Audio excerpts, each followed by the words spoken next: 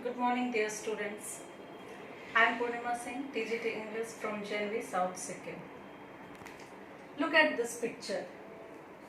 This is picture of a shed, and we are here to discuss a poem, The Shed, and the poet name is Frank Flynn from class 7, book Honeycomb.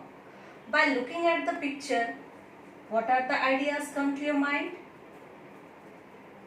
Describe it in your own words and what things you will find in it. Now let us have a look at the poem. The poem is in 4 stanza. So let us have a look at the first stanza. There is a shed at the bottom of our garden with a spider's web hanging across the door. The hinges are rusty and creak in the wind. When I am in bed, I lie and I listen. I will open the door one day. So here the poet is describing the poem, and he has said that there is a shed at the bottom of his garden where a spiders have make his house, make his web, and even the hinges have become rusty and creak. Whenever the poet lies in the bed, he can listen the sound, the creaking sound of the door, but he is determined that he will open the door one day. So we have seen the poet himself is describing the whole poem. It is a narrative type of poem where there is a story and all the elements of the story are also present here. Let us come to the second stanza. Look at the second stanza. There is a dusty old window around at the side with 3 cracked panes of glass.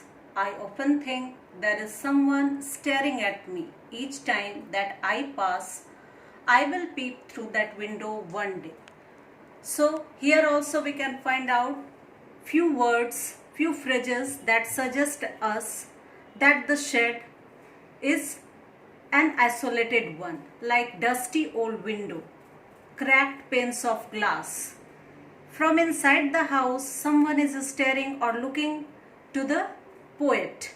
Whenever the poet passes through that house, he finds out that someone is peeping to him or staring at him from inside, and still the poet is determined that he had to find out what is inside the house. So let us see and find out the answer, what is inside the house.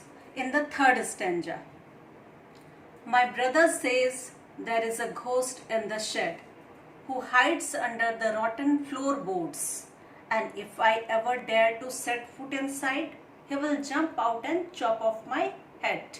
But I will take a peek one day. So the poet's brothers says that there is a ghost in the shed, and where does he lie or hides? He hides himself under the rotten floorboards. These rotten floorboards also suggest that the shed is isolated one, and no one is living in that house from a long span of time. But even the poet is not scared of him, and he has to find out who lives inside the house. Although he is threatened by his brother that he will jump out and chop off my head. Who will jump out? The ghost will jump out and chop off his head. But I will take a peek one day. But the poet is not scared at all, and he is determined to get inside and find out. In the fourth stanza, you will find out that what the poets want to find out. I know that there isn't really a ghost. My brother tells lies to keep the shed for his den. So why does his brother tells lies? Because he doesn't want to disclose his privacy. He wants to use that shed for his den. There is not really a ghost inside. Now there is not even the spider web and no one staring inside, and not even strange noises come from the house. Since I don't know when, but I will go into that shed one day soon, but not just yet. But the poet is determined to go inside and find out that who lives inside the shed. Central idea of the poem. In this poem, the poet is the speaker, as we have seen. He is talking about a shed which is located at the bottom of his garden. His brother threatens him by saying that inside the shed a ghost hides himself under the rotten floorboards. He can jump and chop off his head. The poet is not scared and he is ready to get inside. In fact, the reality is that there is no ghost. The poet is determined to get inside. Now, let us have a look at the poem The Shed, poet Frank Flynn. There are two characters in the poem, the poet and his brother. The poet himself is narrating the whole poem. You will find out the shed is at the bottom of the garden, and the poem is related to a ghost. A struggle between the two characters. Here we can find out there is a dialogue between the poet and his brother. The poet is determined to get inside as he is threatened by his brother that a ghost lives inside the shed.